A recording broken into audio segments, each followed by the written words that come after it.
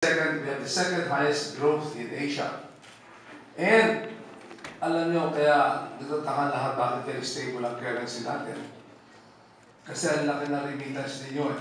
Ang remittance from our Philips and friends all over the world amount to close to $30 billion. Ang ating BPO, ang bilis na pagtaas ngayon is catching up actually, $18 billion. And then tourism has breached the 5 million mark.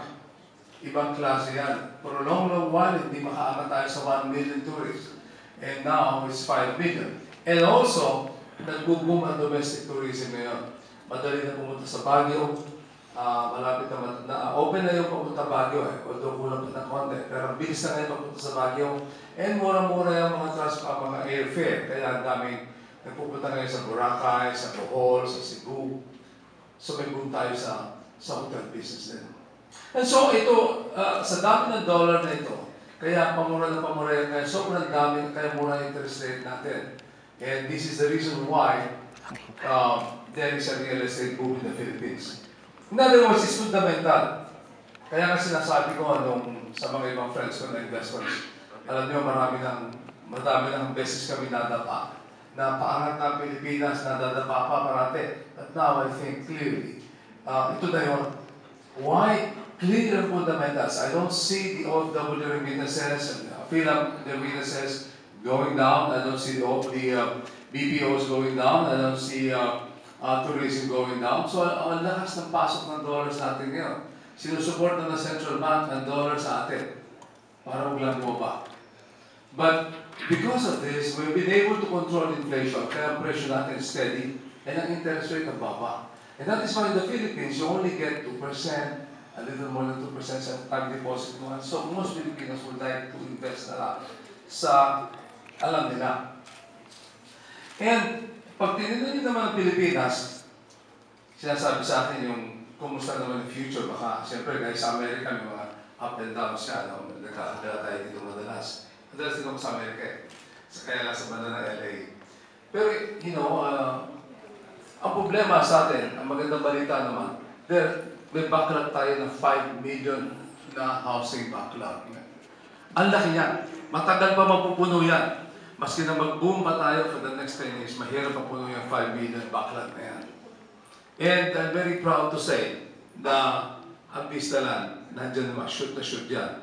Because Vistaland is the only developer that spread nationwide from Lawan, Candon, Vigan, from Tuguegarao, meron tayo mga Camellia Homes yan eh.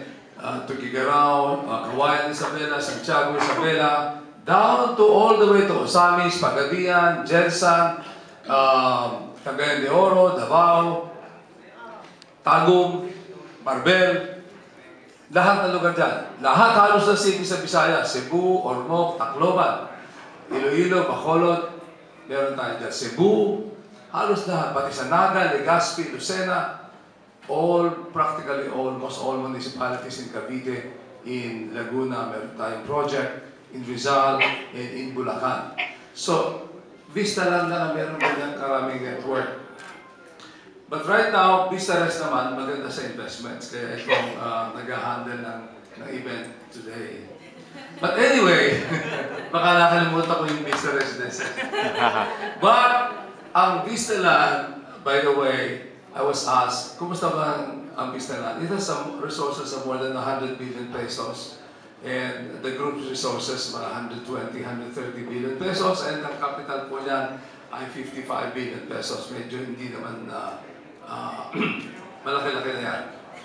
And we are the biggest home builder in the Philippines today.